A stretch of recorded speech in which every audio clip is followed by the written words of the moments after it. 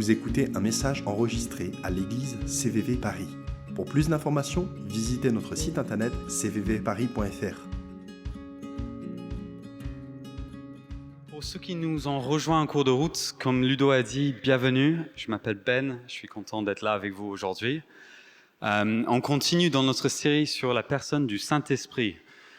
Vous savez, il y a Dieu le Père, Dieu le Fils, Jésus-Christ, et il y a Dieu le Saint-Esprit. Et on part à la découverte de cette personne en ce moment et jusqu'au mois d'avril. Et ce que j'aime avec la personne du Saint-Esprit, c'est qu'il aime aussi élever le Père, élever Jésus. Et donc ce qu'on a fait ce matin, chanter des louanges à Jésus-Christ, c'est aussi le Saint-Esprit qui nous inspire et qui nous permet de louer Jésus par des louanges, en tapant les mains, en levant la voix. Je vais relire depuis 1 Corinthiens 12 sur nos versets qui nous accompagnent alors qu'on est dans les dons spirituels en ce moment. Si vous avez vos Bibles, vous pouvez lire avec moi. Je lis à partir du second 21. Et voici ce que Paul écrit. En ce qui concerne les réalités spirituelles, je ne veux pas, frères et sœurs, que vous soyez dans l'ignorance. Vous savez comment, lorsque vous étiez étrangers au peuple de Dieu, vous vous laissez irrésistiblement entraîner vers des idoles muettes. Et c'est pourquoi je vous le déclare, personne, s'il parle par l'Esprit de Dieu, ne dit « Jésus est maudit ». Et personne ne peut dire « Jésus est le Seigneur » si ce n'est pas le Saint-Esprit, ce qu'on a fait ce matin. Il y a diversité de dons, mais le même Esprit. Diversité de services, mais le même Seigneur. Diversité d'actes, mais le même Dieu qui accomplit tout en tous. Or, à chacun, la manifestation de l'Esprit est donnée pour le bien de tous. En effet, à l'un est donné par l'Esprit une parole de sagesse, à un autre une parole de connaissance, ce que Ludo nous a partagé là à l'instant, selon le même Esprit. À un autre, la foi par le même Esprit, à un autre des dons de guérison par le même Esprit, à un autre la possibilité de faire des miracles, à un autre la prophétie, à un autre le discernement des esprits, à un autre diverses langues, à un autre l'interprétation des langues, mais toutes ces choses, c'est un seul et même Esprit qui les accomplit, en les distribuant à chacun en particulier comme il veut. Au verset 31, je pense que c'est important de se répéter ça, aspirez aux dons les meilleurs. C'est ce que Paul nous exhorte à faire. Donc nous sommes à aspirer à ces dons, à demander à Dieu est-ce que nous équipe pour vivre pour lui aujourd'hui par des dons qui sont donnés par le Saint-Esprit. Et c'est encore dans ça qu'on va creuser aujourd'hui. Et donc on a pas mal vu en début en fait de notre série sur la personne du Saint-Esprit l'aspect vertical, c'est-à-dire notre relation avec la personne de Dieu par le Saint-Esprit. Le fait d'être rempli du Saint-Esprit, d'être en communion avec Dieu. Et là, on est plus dans la partie horizontale. C'est en fait, nous sommes appelés à vivre et être dans des communautés qui sont remplies du Saint-Esprit, où on s'équipe les uns les autres et où on s'édifie les uns les autres parce que le Saint-Esprit nous donne pour les autres. Notre relation avec Dieu n'est pas juste pour soi-même, mais c'est pour aussi qu'on soit des vecteurs de bénédiction pour les autres.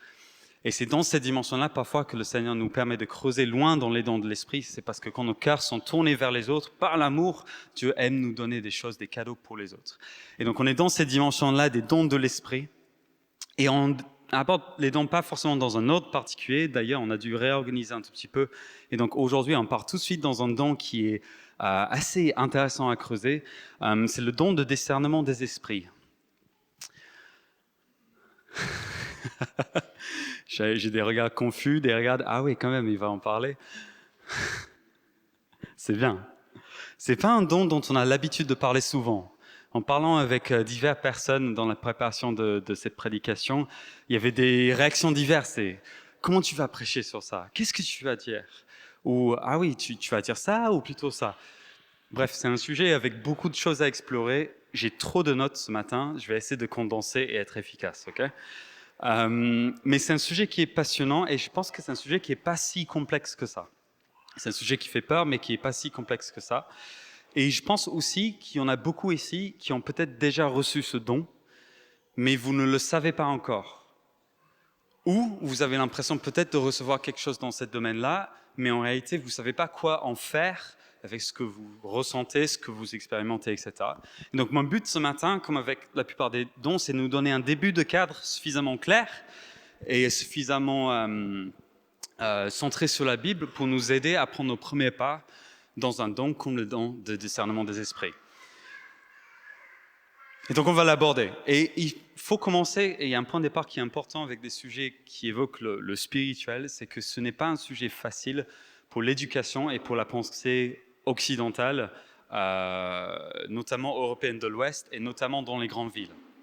Donc, ce que je veux dire par ça, c'est que pour nous, dans notre contexte dans lequel on est aujourd'hui, ce sujet est un sujet qui va nous titiller, qui va être peut-être difficile à aborder. Et donc, qu'on ait ça en tête et qu'on soit conscient de ça, parce qu'elle n'est pas d'une évidence toujours.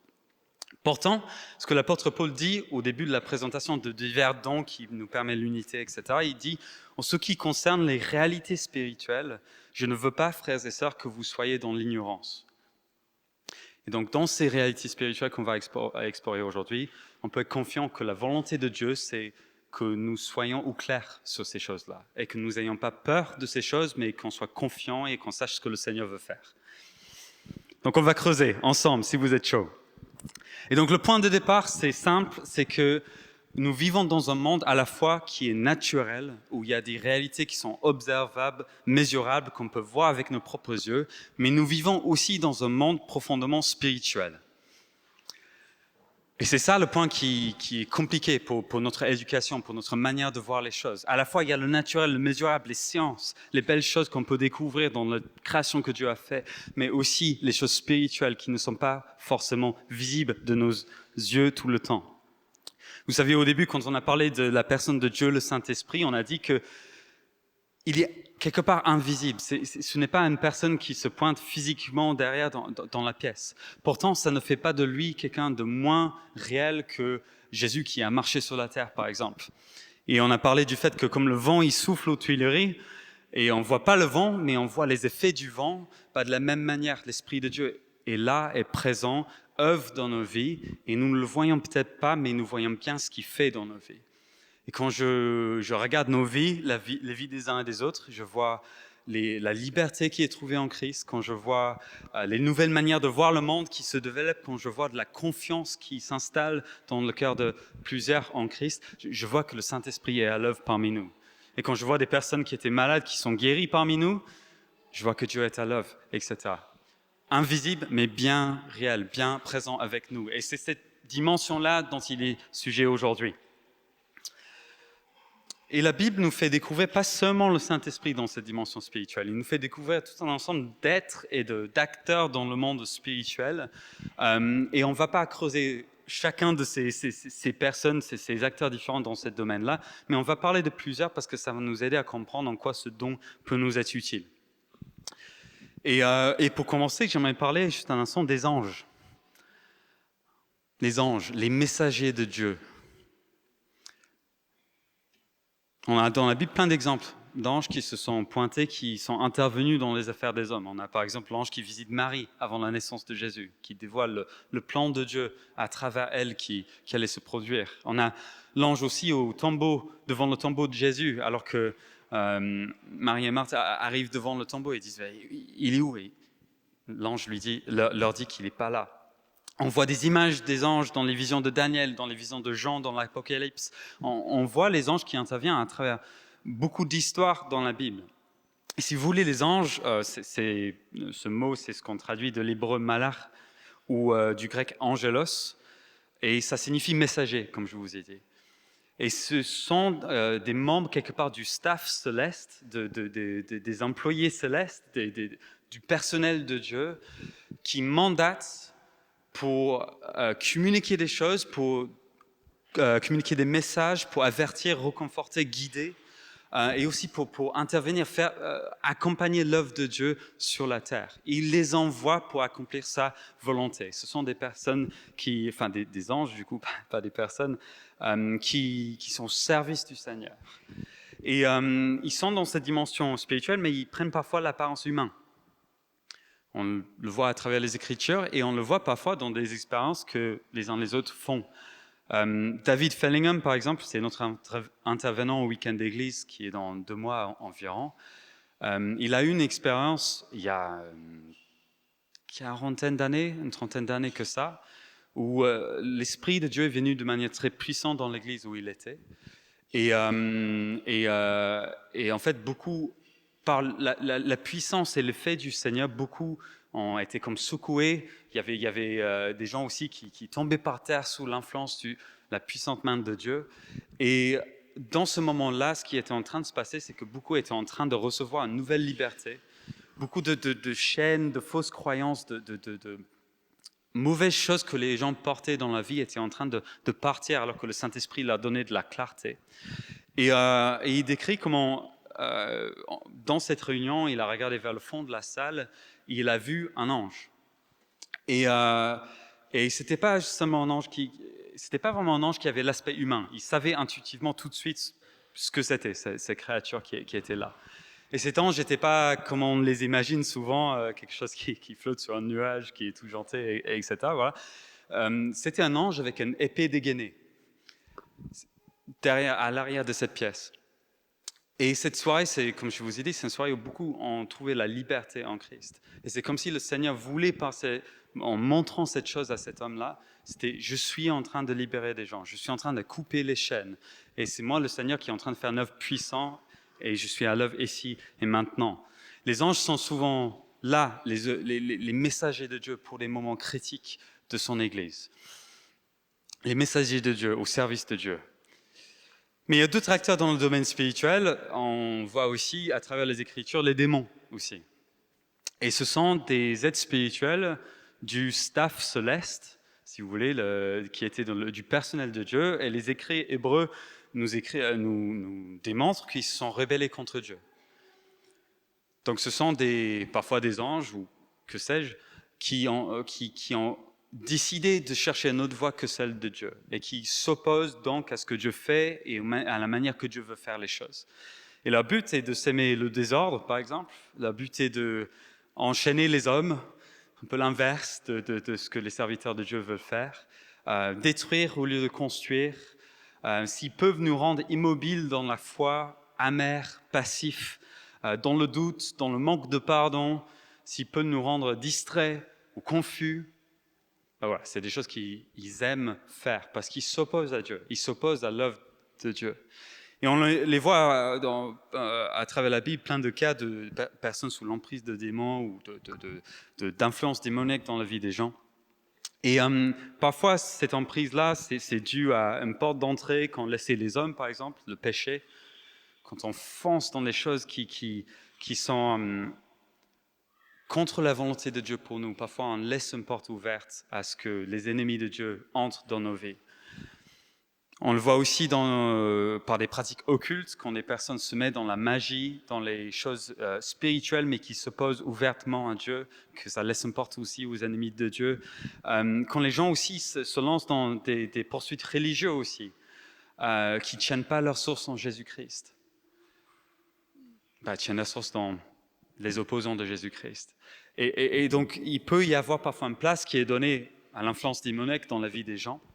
Et c'est peu quelque chose qui est vécu dans la vie d'une personne, mais aussi ça peut être quelque chose qui a été vécu dans les générations avant lui, la magie chez les grands-parents, les arrière-grands-parents, ou des poursuites diverses, etc. Et c'est quelque chose qui peut parfois être passé de génération en génération, et ça mérite de la prière et de la liberté dans la vie des gens. Donc ces démons sont là pour s'aimer le désordre.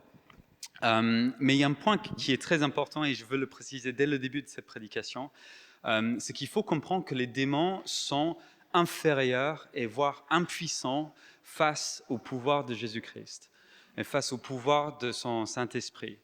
Les démons doivent lui obéir. Et c'est très important de commencer avec cette compréhension-là. Parce que ces choses peuvent nous faire peur, on commence à imaginer toutes sortes de choses, mais non, Jésus-Christ a toute autorité, tout pouvoir dans le ciel et sur la terre. Quand nous sommes sauvés, nous appartenons à lui et nous sommes comme adoptés pleinement dans sa famille, nous bénéficions aussi de sa protection et sa liberté qu'il veut apporter dans nos vies, et les démons doivent lui obéir. Matthieu 28, je l'ai cité en paraphrasant, « Tout pouvoir m'a été donné dans le ciel et sur la terre », c'est Jésus qui le dit, « tout pouvoir ». Luc 11, on voit un exemple de Jésus. C'est écrit, Jésus chasse un démon qui était muet. Luc 4, 41, les démons aussi sortirent de beaucoup de personnes en criant et en disant, tu es le Messie, le Fils de Dieu. Mais il les reprenait sévèrement et ne leur permettait pas de parler. Voilà, l'autorité peut les taire. Matthieu 8, 16, un autre exemple. Le soir venu, on amena vers Jésus de nombreux démoniaques. Il chassa les esprits par sa parole et guérit tous les malades.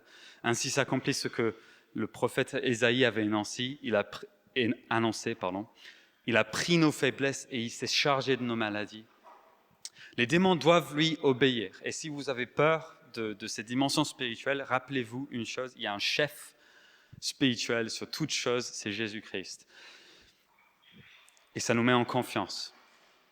C'est écrit en 1 Jean 4 aussi, celui qui est en nous est plus grand que celui qui est en vous est plus grand que celui qui est dans le monde.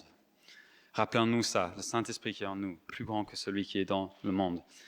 Et par l'autorité et la puissance de Jésus, les démons aussi doivent nous obéir. Par l'autorité de Jésus-Christ. Jésus nous a envoyés, il a dit, allez donc, suite au moment où il a dit, tout pouvoir dans le ciel et sur la terre m'a été donné, il dit, allez donc et faites de toutes les nations des disciples, baptisez-les au nom du Père, du Fils et du Saint-Esprit. Il nous envoie mandaté avec son autorité pour continuer son œuvre sur la terre. Et continuer son œuvre, ça veut dire aussi apporter la liberté à ceux qui sont opprimés, ceux qui sont oppressés. C'est ça aussi l'œuvre de Jésus-Christ. Et nous sommes envoyés avec son autorité, les ambassadeurs du Christ, la Bible nous dit, pour continuer son ministère. Et pour annoncer aux hommes que s'ils croient en lui, s'ils mettent leur foi et leur confiance en Jésus-Christ, s'ils lui demandent pardon pour leurs fautes, pour leurs péchés, ils peuvent recevoir pleinement le pardon de Dieu pour toute chose, toute erreur commise, toute faute contre Dieu. Et ils peuvent trouver la liberté et la grâce de Dieu envers eux et marcher avec le Seigneur.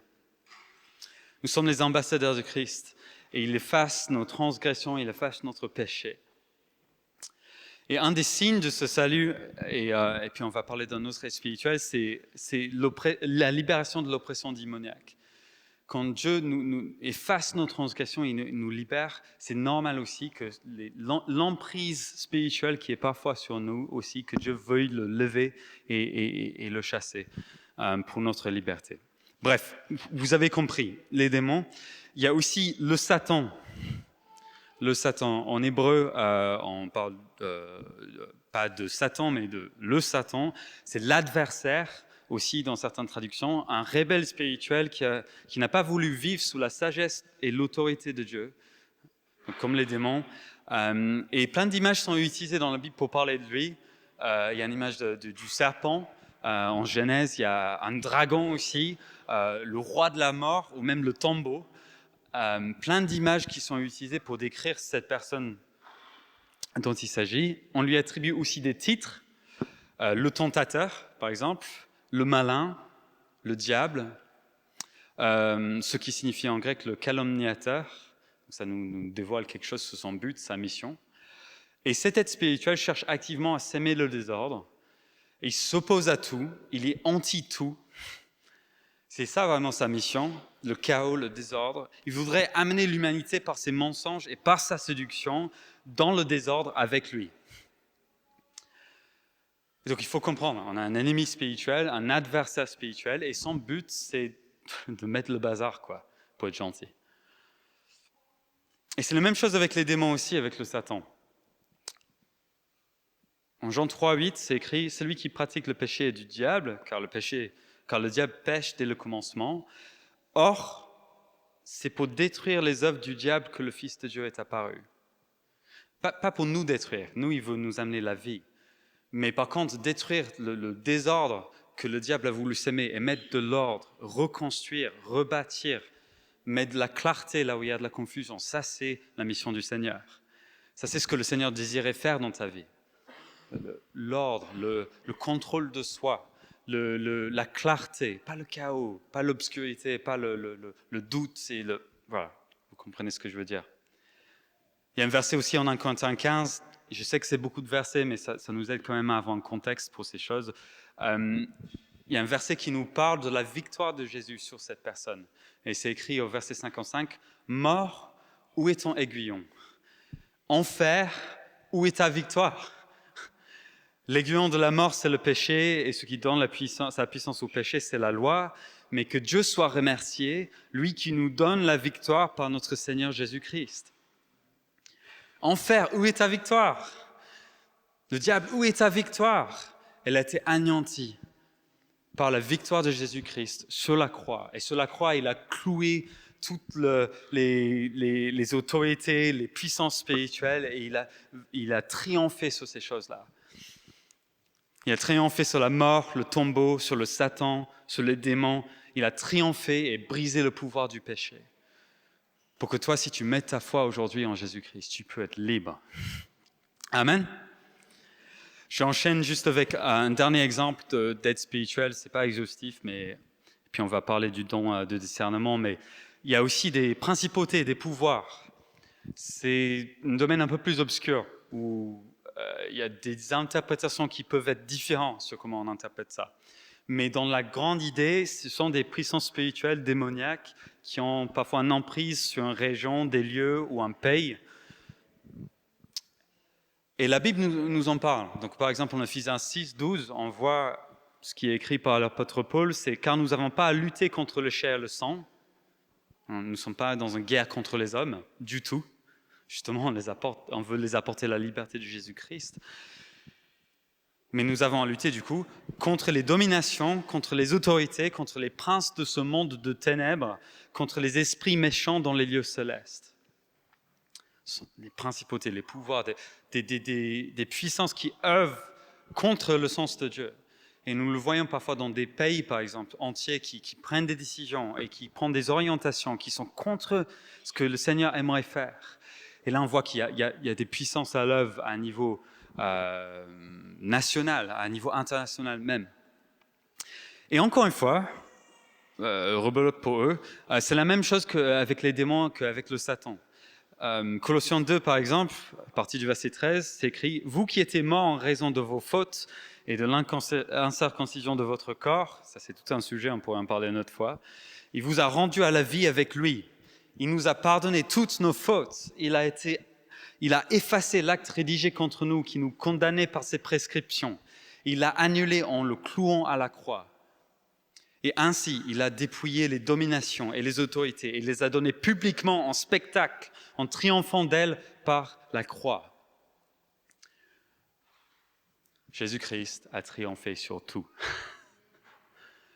Et nous avons besoin de nous aligner avec la victoire de Jésus-Christ, nous aligner avec sa volonté pour la terre et apporter la liberté, apporter la bonne nouvelle de tout ce qui a été cloué à la croix et toute la victoire qui a été obtenue par Jésus-Christ pour nos frères et nos sœurs qui ne connaissent pas encore Jésus-Christ autour de nous. Donc mon point est ceci avec cette première partie. Il y a beaucoup plus à l'œuvre dans ce monde que ce qu'on voit à l'œil nu. Il y a beaucoup plus de dynamiques qui sont en jeu et tout n'est pas neutre. Il y a Dieu qui a ses projets, sa volonté qui est bonne pour la création, et il y a des êtres qui veulent des guerres, qui veulent des troubles dans la société, qui veulent des décisions vraiment mauvaises pour l'éthique, pour nos vies, etc. Il y a des forces à l'œuvre qui sont contre Dieu. Et nous ne devons pas être naïfs par rapport à ça. Concernant les choses spirituelles, il ne faut pas qu'on soit dans l'ignorance, comme l'apôtre Paul nous dit. Et donc pour certains d'entre nous, je vous vois, vous êtes en train de dire, oui, c'est ça, Ben, je suis d'accord avec toi et c'est bon qu'on en parle et qu'on soit conscient de ces choses-là. Et vous êtes à l'aise avec ce sujet, on y va, quoi. Et je vois d'autres, et je pense que c'est le cas pour certains, ça fait beaucoup de nouvelles idées dans une journée, ou d'idées où on a entendu d'autres avis, etc. Et peut-être en rentrant chez vous, ça va être bien de juste vous asseoir, prendre un verre de vin, regarder une série et vous détendre un tout petit peu. Ok, c'est des gros sujets, c'est pas forcément évident, on a cheminé dedans, voilà, tranquille, ok. Et vous inquiétez pas parce que dans tout ça, Dieu a une volonté qui est bonne en fait. Amen. Et donc, qu'est-ce que vient faire le don de discernement des esprits dans tout ça, ok? Quelle est notre part dans ça? Dans quoi est-ce que Dieu veut nous équiper face à tout ce qui se passe, qui nous dépasse un peu? Le premier point, je pense que ce point est ultra important, c'est que contrairement aux premières choses qui nous viennent en tête quand on pense au discernement des esprits, la fonction première de ce don est de nous permettre de discerner quand Dieu est à l'œuvre. La fonction première de ce don, c'est pas juste de dire « Ah, il y a le diable, ah, il y a un démon, ah, il y a des choses cheloues ». Non, en fait, c'est Dieu est à l'œuvre là. Dieu est en train d'apporter la liberté là. Je vois Dieu qui travaille dans la vie de cette personne-là. Je vois Dieu qui parle dans cette direction-là. C'est ça la fonction première du discernement des esprits. Nous discernons l'activité de l'Esprit de Dieu. Il ne faut pas qu'on se mette en mode où est le diable caché tout le temps. Ça mène à on peut deviner paranoïaque, non, comment on dit ça? Ouais, c'est comme ça. On peut commencer à voir l'antichrist, le diable partout. Et c'est pas bon de vivre les yeux fixés sur le diable. Nos yeux sont fixés sur Dieu, sur sa puissance, son autorité. Nous discernons où est-ce qu'il est à l'œuvre. C'est là le point de départ de discernement des choses spirituelles. Où est-ce que Dieu il est? Où est-ce qu'il est à l'œuvre? Où est-ce que je peux m'aligner avec lui? Et ce don me permet de savoir intuitivement où Dieu agit, de le discerner spirituellement parlant, et ça nous permet de nous aligner avec Dieu en fait. De dire, ok, Dieu est en train de faire ça, donc je m'aligne avec ce que Dieu est en train de faire, et ça nous permet de nous mettre au service de ce que Dieu est en train de faire. Au lieu de faire des choses à côté de la plaque, dire, oh, Dieu il est en train de faire ça, et donc je vais marcher dans le même pas que le Saint-Esprit, et je vais le suivre dans ça. J'ai beaucoup aimé ce matin, on a creusé dans une direction, je ne savais pas quel chant Matthieu avait choisi. Personne n'est comme Dieu, couronnons-le, le roi de gloire. On commence à chanter par rapport à l'autorité de Jésus-Christ, par rapport à sa puissance, par rapport à sa souveraineté sur toute chose. Et là, c'est Dieu qui est en train de nous parler. Il sait très bien qu'on va parler du discernement des esprits aujourd'hui. Matthieu ne savait pas, je pense. Et ça, c'est nous aligner avec ce que l'Esprit est en train de faire. Matthieu, quand il a choisi ses chants, il a peut-être eu une intuition, il a vu quelque chose, il est allé dans cette direction-là, l'Esprit lui a conduit. Nous voulons nous mettre au service de ce que Dieu est en train de faire. Et ça peut prendre plusieurs exemples, j'ai quelques illustrations un peu pratiques. Parfois, une des choses, c'est dans une réunion, on a un temps de prière, par exemple, et ce don nous permet de discerner chez quelqu'un que Dieu est en train de faire quelque chose. Et donc parfois on le voit parce que la personne vit une manifestation de l'esprit, c'est très visible. Parfois c'est pas du tout visible et ce don peut nous permettre de savoir en fait il y a quelque chose qui est en train de se passer avec telle personne même s'il n'y a rien de visible. Et je peux aller soit prier depuis où je suis ou je peux même aller prier à côté de la personne, m'aligner à ce que Dieu est en train de faire et encourager cette personne dans cette direction-là. Le don de discernement des esprits nous permet cette visibilité-là alors que de nos propres yeux, c'est compliqué à savoir. Un autre exemple, ça peut aussi être au niveau d'un groupe de personnes. Je me souviens, un groupe de nous, on est allé à l'église Montélimar, Connect Montélimar, il y a 2 ans de ça, et c'était pour les encourager, pour partager l'amitié avec eux. On a beaucoup d'amis là-bas. Et je devais prêcher et je priais par rapport à cette prédication et je disais, Seigneur, qu'est-ce que tu veux que je dise? En gros, j'aimerais les encourager.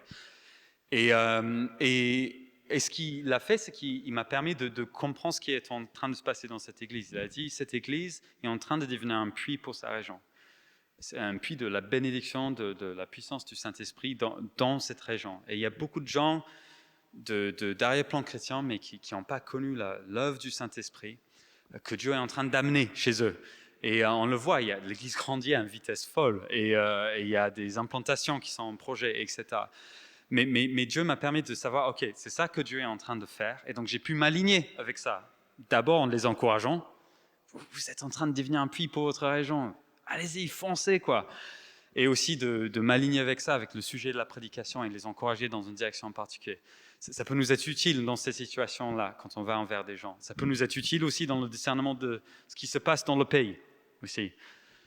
En ce moment, si tu regardes les nouvelles, tu vas vite comprendre qu'il y a plein de choses nouvelles qui sont en train de se passer en ce moment. On regarde les États-Unis, on regarde l'Europe, l'Ukraine, etc. etc. Voilà. Vous savez tous très bien. Qu'est-ce que le Seigneur est en train de faire? C'est un peu flippant, certaines des choses qui sont en train de se passer. Mais Seigneur, qu'est-ce que tu es en train de faire? Quelle est ton œuvre dans tout ça? Moi, je me souviens, c'était juste avant les Gilets jaunes. Je priais dans ma chambre et c'était un moment dans ma vie où l'Esprit me visitait de manière assez forte j'ai pas tout compris encore, mais c'était un moment un peu fort dans ma vie. Et je me souviens une parole qui me venait et j'étais par terre dans ma chambre, quoi, tout seul. Et le Seigneur, il me parlait du fait qu'il allait faire une œuvre dans le pays où il allait inverser presque le pouvoir dans le pays, que Dieu avait vu ce qui était délaissé par la société, que Dieu avait vu la manière mauvaise qu'on traitait un certain nombre de personnes dans la société et qu'il allait faire quelque chose qui allait faire trembler les puissants du pays et qui allait montrer qu'il est le Dieu aussi qui prend soin de ceux qui sont oubliés par la société. Et je pense une partie de ça, après, il y avait les Gilets jaunes, il y avait toute une chose qui a bien secoué notre pays et je pense qu'il y aura d'autres moments comme ça dans la vie de notre pays. Je ne dis pas que je suis en tout accord avec tout ce qui se passait avec les Gilets jaunes, voilà, mais le Seigneur est à l'œuvre dans le pays. Où est-ce que je peux discerner ce qu'il est en train de faire? Je veux m'aligner avec ce que Dieu veut faire. Vous avez compris? C'est le premier point. D'abord pour discerner où va Dieu, qu'est-ce qu'il fait. Mais deuxièmement, ce don nous permet aussi de comprendre ce qui se cache derrière les choses qu'on voit dans le naturel. Et parfois, ce qui se cache derrière les comportements humains qu'on voit autour de nous. Je ne sais pas si vous êtes déjà arrivé que quelqu'un fasse quelque chose de bizarre autour de toi, ou qui ait un comportement vraiment bizarre envers toi, comme quelque chose qui vient de nulle part, une réaction, un comportement déplacé, des paroles blessantes, tout un ensemble de choses. Je ne sais pas si ça vous arrive, ça arrive à certains en tout cas. Il y a parfois pas beaucoup de choses qui se passent, à part peut-être de l'immaturité ou voilà, quelque chose de très humain, mais il y a parfois aussi des choses derrière ce qu'on voit dans le naturel. Il y a parfois des choses de l'ordre spirituel derrière, une influence démoniaque, ça peut être possible, qui lutte contre les enfants de Dieu, mais aussi souvent des blessures de l'âme, des frustrations, des déceptions, tout un ensemble de choses que nous vivons en tant qu'êtres humains qui dirigent nos comportements parfois, qui prend le dessus sur notre côté rationnel et qui nous fait faire des choses parfois qui sont bizarres. Et le don de discernement des esprits, il est pour discerner ce qui se passe dans le spirituel, mais parfois il nous permet de discerner ce qui se passe dans l'esprit de l'homme aussi. On le voit dans le ministère de Jésus, par exemple, en Jean 2, 23. C'est écrit, pendant que Jésus était à Jérusalem, lors de la fête de la Pâque, beaucoup crurent en lui, en voyant les signes miraculeux qu'il faisait. Super. Mais Jésus n'avait pas confiance en eux, parce qu'il les connaissait tous. Il n'avait pas besoin qu'on le renseigne sur les hommes, car il savait lui-même ce qui est dans l'homme. Et il y a vraiment cette dimension que parfois l'Esprit de Dieu nous permet de comprendre ce qui se passe derrière les coulisses. Et ça peut être pour plein de raisons. C'est pour des bonnes choses, parce que Dieu il veut nous équiper pour faire des bonnes choses, des bonnes œuvres. Mais ça peut avoir plusieurs buts. Par exemple, nous éviter d'être induits en erreur. Quelqu'un qui essaie de nous embourber. Parfois, on n'a pas tous les tenants et aboutissants d'une situation. Il y a quelqu'un qui a une mauvaise volonté dans ça. L'Esprit de Dieu peut nous aider à discerner. Ça, c'est très utile. Quelqu'un qui essaie de nous flatter, par exemple, pour obtenir quelque chose. Les gens, ils peuvent essayer de faire ça. Vous faire croire des choses parce qu'ils ont une mauvaise volonté derrière. L'Esprit de Dieu peut nous aider à comprendre ce qui se passe derrière les coulisses. Je me souviens d'une situation où je cherchais un emploi, c'était à la sortie de l'école, et je suis allé faire un entretien. C'était quelque chose qui allait peut-être, une possibilité qui allait s'ouvrir, sûrement. C'était très positif en tout cas. Et sortant de ce rendez-vous, je marchais dans la rue et je savais qu'il ne fallait pas que j'y aille. C'était clair et net dans mon esprit. Il n'y avait même pas de débat. Et on avait besoin d'argent avec Kenza. On avait besoin que je trouve un emploi. Mais il y avait quelque chose de clair dans l'esprit qu'il ne fallait pas que j'y aille. Et en fait, avec du recul, avec aussi un certain nombre de choses que j'ai pu voir en regardant la boîte de plus près sur l'Internet, etc., il y avait des choses un peu louches. Je pense qu'il brassait du vent et bref, il y avait aussi des comportements qui étaient bizarres quand j'y étais. Bref, le Seigneur m'a permis d'éviter d'entrer dans une situation qui aurait été mauvaise. Il nous aide à discerner ce qui se passe derrière les coulisses. Et le but aussi du Seigneur, c'est aussi nous aider à comprendre que nous ne devons pas juste prendre les comportements comme quelque chose d'absolu. Si quelqu'un fait quelque chose de bizarre, je n'ai pas à m'offenser par rapport au comportement de la personne. Parce que je peux comprendre avec le Seigneur qu'il y a quelque chose derrière ça. Je peux même avoir compassion pour une personne qui a un comportement bizarre. Parce qu'en fait, je me rends compte avec le Seigneur que cette personne est blessée, que cette personne avait des problèmes familiaux, etc., etc. Et ça me permet de prendre la hauteur, de ne pas m'offenser face aux offenses des autres, de pardonner et aussi d'avoir de la compassion comme Jésus a eu envers les personnes qui nous offensent. Nous sommes à prier pour ceux qui s'opposent à nous, à les bénir même. Et c'est cette posture-là que nous devons nous adopter. Il faut que nous soyons très lents à être offensés et très rapides à dire, Seigneur, qu'est-ce que tu es en train de faire? Pourquoi? Cette réaction m'a blessé. Mais qu'est-ce que tu peux me dire par rapport à ça? Le discernement des esprits, de l'esprit de l'homme. Juste un petit astérisque par rapport à ça. Le don de discernement, ce n'est pas le don de suspicion. L'amour, comme la Bible nous dit, ne soupçonne pas le mal. On est appelé à croire le meilleur des uns et des autres. Et donc notre posture n'est pas où est le diable dans l'autre, c'est qu'est-ce que le Seigneur est en train de faire. Mais il ne faut pas que dans l'Église, nous soyons tous en train de se regarder les uns les autres. Ah, le diable est là, cette personne-là a-t-elle... Non. Nous sommes à se regarder avec amour et avec estime les uns pour les autres, en ne soupçonnant pas le mal. Et en dépendant du Saint-Esprit pour nous rendre sages et pour discerner au bon moment s'il y a quelque chose qui a besoin de discerner, etc. Ça, c'est dans l'Église. En dehors de l'Église, il faut être avisé. La Bible dit même à un moment, avisé comme un serpent. Ça semble étonnant parce que le serpent, c'est aussi une image qui est utilisée pour le diable, mais ça nous parle du fait de ne pas se laisser faire, en fait, mais de discerner avec l'esprit, être sage avec l'esprit. Okay? Mais ce n'est pas le don de suspicion, surtout pas dans l'Église. Et enfin, le troisième point, et puis on va parler pratique, le don du discernement des esprits est là aussi pour la liberté, pour la délivrance de l'oppression démoniaque et du travail du travail démoniaque qui cherche à nous déstabiliser, nous faire du mal.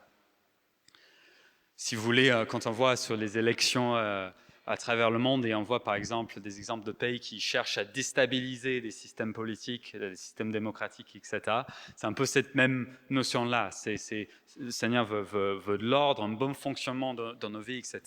Et c'est comme le diable vient, il essaie de hacker nos systèmes, il essaie de déstabiliser, nous rendre confus pour nous éloigner des bons projets de Dieu. Et donc on va creuser un tout petit peu ce sujet.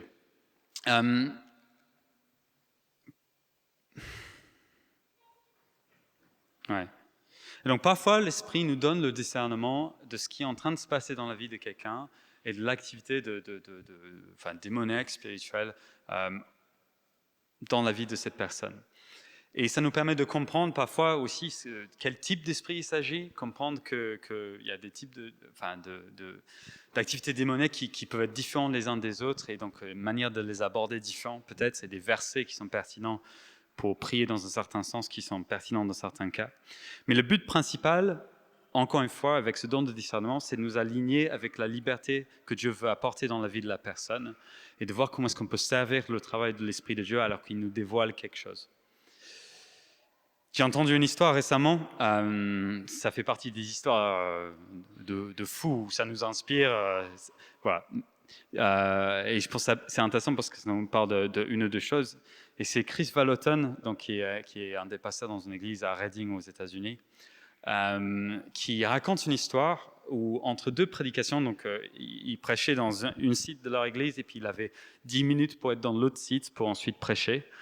C'était une transition rapide, donc ils avaient un voiturier toujours là dimanche, quelqu'un de l'église qui devait les accompagner jusqu'à l'autre endroit, et le but c'était que dans la voiture on laisse le prédicateur tranquille pour qu'il puisse reprendre ses esprits un peu, et puis être au clair dans sa tête pour la prochaine prédication.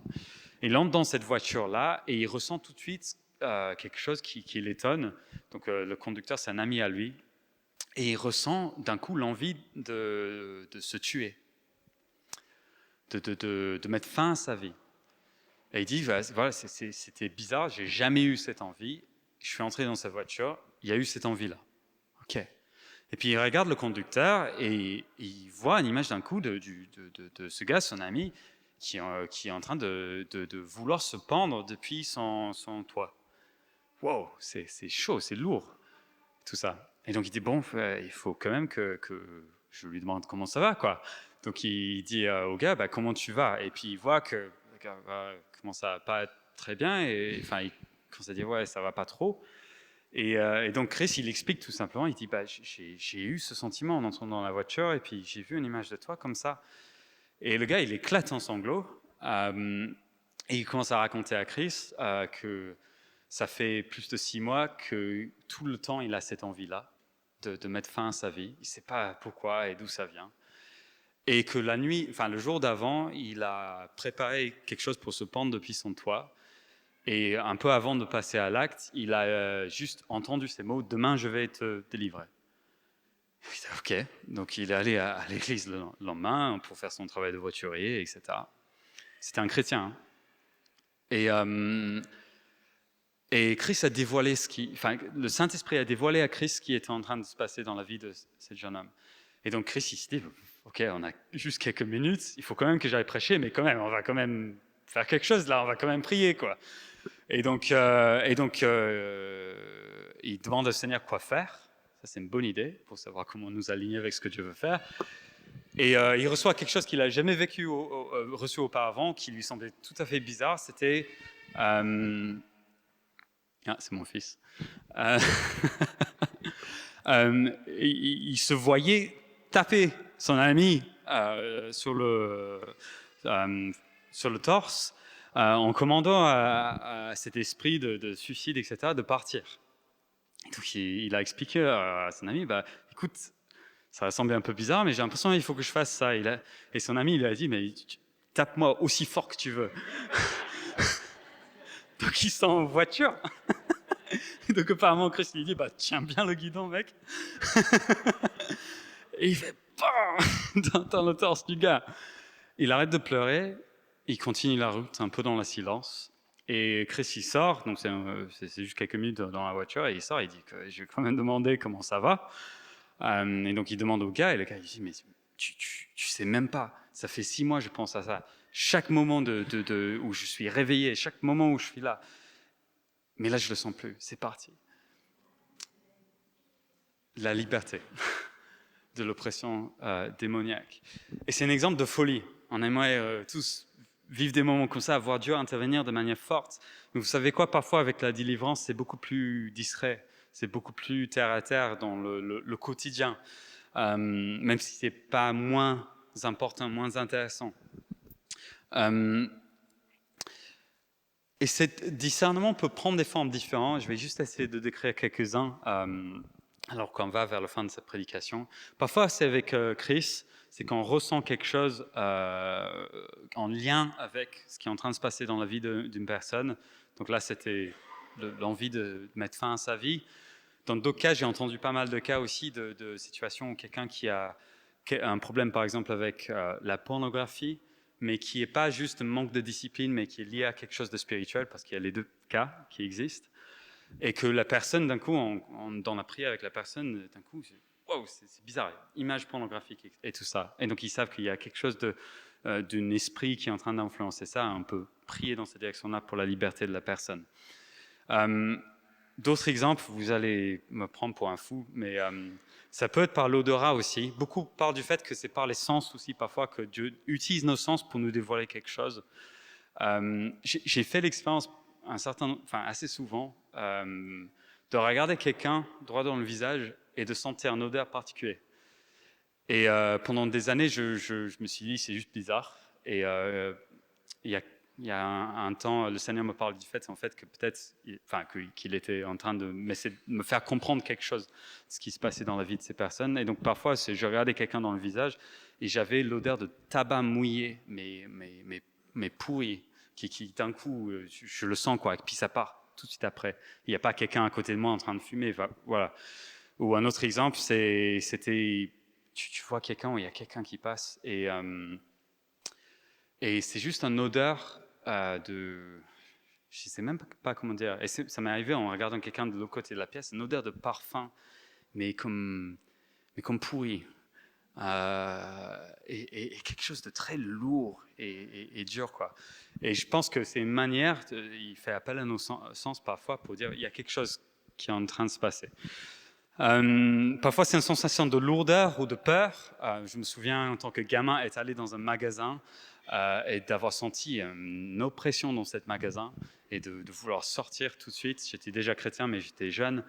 Et j'ai su que cette région-là, cette partie-là de la ville, c'était une partie où on pratiquait beaucoup de magie, dans la ville où j'ai grandi, où il y avait plein de pratiques vraiment bizarres. Et je pense qu'il y avait une sensibilité en tant que gamin à ce qui est en train de se passer dans ces lieux. Parfois, c'est aussi juste un mot. Ça arrive à certains de voir quelqu'un et de savoir par un mot que c'est ça qui est en train d'oppresser quelqu'un. J'ai fait l'expérience de regarder quelqu'un dans une pièce, à l'autre côté d'une pièce, qui est en train de recevoir, et de savoir, c'est ça en fait, pour lequel elle reçoit de la prière, cette personne, et c'est pour sa liberté, et parler avec les personnes qui priaient après, et c'était ça. Voilà, l'Esprit de Dieu, par beaucoup de moyens un peu différents, permet d'identifier des choses. Encore une fois, c'est pour la liberté des personnes qui nous dévoile ces choses. Ce n'est pas pour la suspicion, pour le jugement. Qui suis-je pour dire que je suis meilleur de quelqu'un? Non, je n'ai pas le même arrière-plan, je n'ai pas été exposé aux mêmes choses, etc. C'est pour la liberté que le Seigneur nous dévoile ces choses.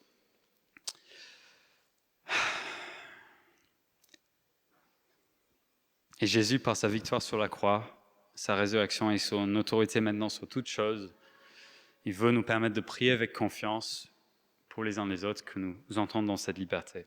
Donc je voudrais en clôturant faire un point pratique sur ce don, surtout quand il s'agit de discernement de ce qui est démoniaque. Je pense que c'est un don qu'on ne peut pas mettre dans un même registre que par exemple le don de guérison, où là, dans l'église, les malades, on lève les mains et les uns les autres, on va prier et on va va dire à la maladie de partir. C'est un don qui doit s'exercer avec beaucoup plus de sagesse et beaucoup plus de discernement. C'est un don aussi, je pense, où il faut clairement ne pas viser le spectacle. Parfois, il y a une manifestation dans une réunion, c'est clair, c'est net, ok. Mais il est mieux d'aller dans une autre pièce avec cette personne et discuter, prier tranquillement, etc. Souvent.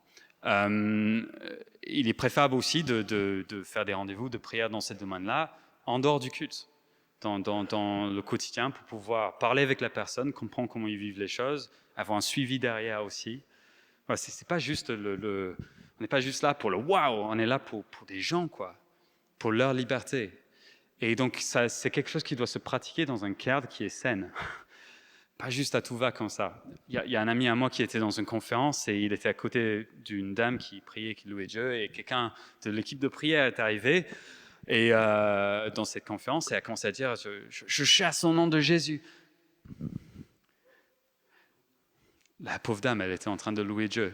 Quelqu'un a cru avoir un discernement de quelque chose de spirituel. Peut-être, mais non, on ne fait pas comme ça. Mais vous imaginez, enfin, c'est la vie de quelqu'un. Cette personne est peut-être un jeune chrétien, va sortir avec l'idée que je suis sous l'emprise démoniaque, alors que non. Il faut qu'on fasse très attention avec ce don. C'est pas à tout va comme ça qu'on l'utilise. Pourtant, c'est un don qui est bien utile. Et donc, quel cadre est-ce qu'on se donne, etc., par rapport à ça? Je pense que c'est un don qui ne doit pas se vivre seul dans un coin. Si on reçoit un discernement de quelque chose comme ça, c'est important d'en parler et pas être seul à recevoir ça et d'agir par rapport à ça, mais en parler. Il est bon de parler avec les responsables de l'Église ou des personnes qui ont de l'expérience dans ces domaines, dans l'équipe de prière, de ne pas être seul face à ça. À la fois pour être équipés, à la fois pour discerner ensemble ce qui est en train de se passer. Et c'est bon que la délivrance se pratique dans le cadre d'une communauté, où l'amour est notre objectif, où l'édification de l'autre est notre objectif, où le bien de l'autre est notre objectif, où on peut avoir un suivi sur le long terme. Ce n'est pas juste quelque chose qu'on pratique dans son coin, en solo. Et donc il est bon de communiquer sur ça, il est bon de solliciter les responsables de l'Église dans ce genre de cas, ou l'équipe de prière pastorale, etc. Pas être seul dans la prière. C'est aussi quelque chose où, pour moi et les autres qui sont responsables de cette Église, je serais attristé si on devait comprendre d'un coup qu'il y a des gens qui sont en train de dire aux uns aux autres, vous êtes possédés, vous êtes sous une emprise démoniaque, etc.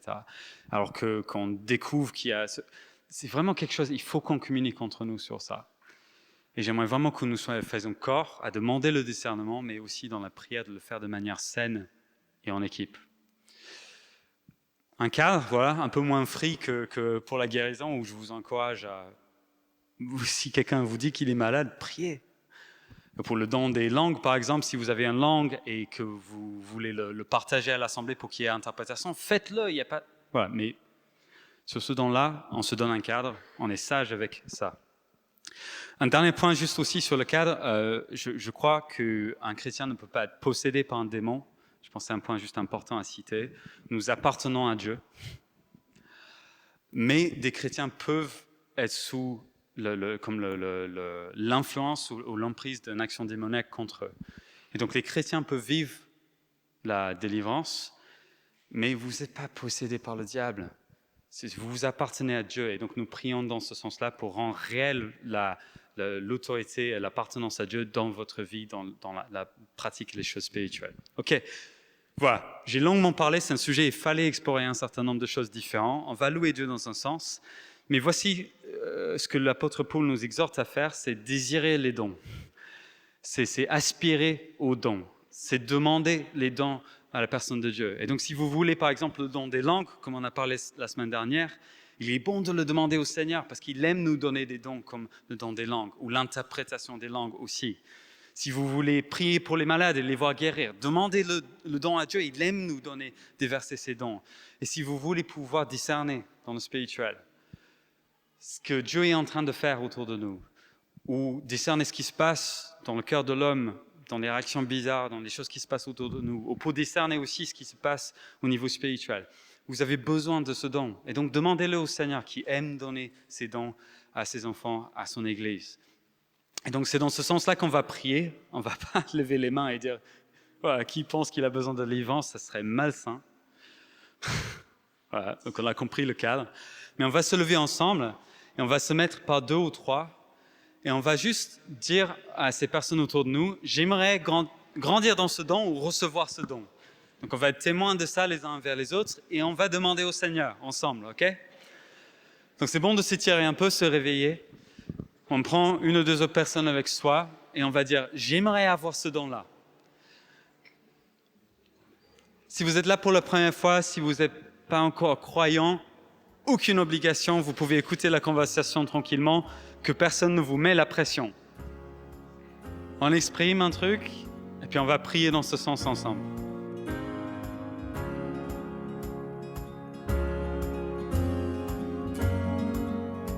Vous venez d'écouter un message enregistré à CVV Paris. Pour plus d'informations, visitez notre site internet cvvparis.fr.